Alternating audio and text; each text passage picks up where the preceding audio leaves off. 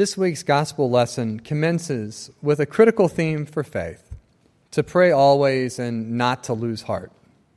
Several modern examples of more recent vernacular come to mind that match the gospel's theme message. If you're going through hell, keep going. That's attributed to Winston Churchill, and now a lyric sung by Rodney Atkins, and even more poignantly updated by the founder of famous Amos Cookies, Wally Amos, when he said, "When you're going through hell, don't stop to take pictures." Helen Keller said, "Optimism is the faith that leads to achievement. Nothing can be done without hope and confidence." Charles Swindoll said that life is 10% what happens to you and 90% how you react to it.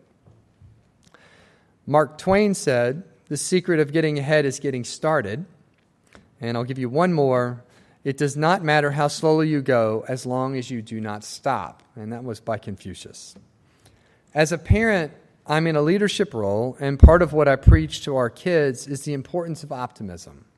My aim is not a delusional smile, but the more sage power of perseverance. We live in a river city, and Hester and I previously resided on Mud Island. For this reason, the concept of a 100-year flood was relevant for our family.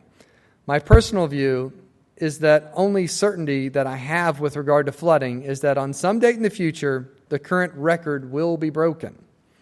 That stance doesn't mean living near Ms. Cordelia's downtown is a bad idea. Rather, it means enjoy the view while you're there. My point or takeaway with regard to living close to the river is that opportunities for both fear and happiness abound. The lenses through which we look at our lives matter, and we are charged by our Maker not to lose heart. We live in challenging times. Our psyches are under attacks, new and old. We each face demons that arrive in various forms: scrapes in our relationships, drugs, our own anger, caustic politics, major illnesses, apathy, and the list goes on and on. The onslaught that met you this week or will in the next is real and warrants your full attention. But you and I are not the first to be challenged. Our religious institutions and the country's fabric made it through wars, the 60s, the 80s, or whatever contextual situation my short list draws to mind for you. We have a guide. We have our faith community. You have friends in the seats around you, a phone call or a text message away. I'll state clearly that the charge of today's gospel is for each of us to keep powering through.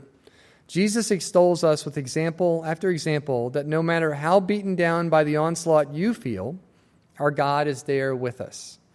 Prayer is a way in which we take the burden off of ourselves and seek to find the grace and love of our Maker to show us a path.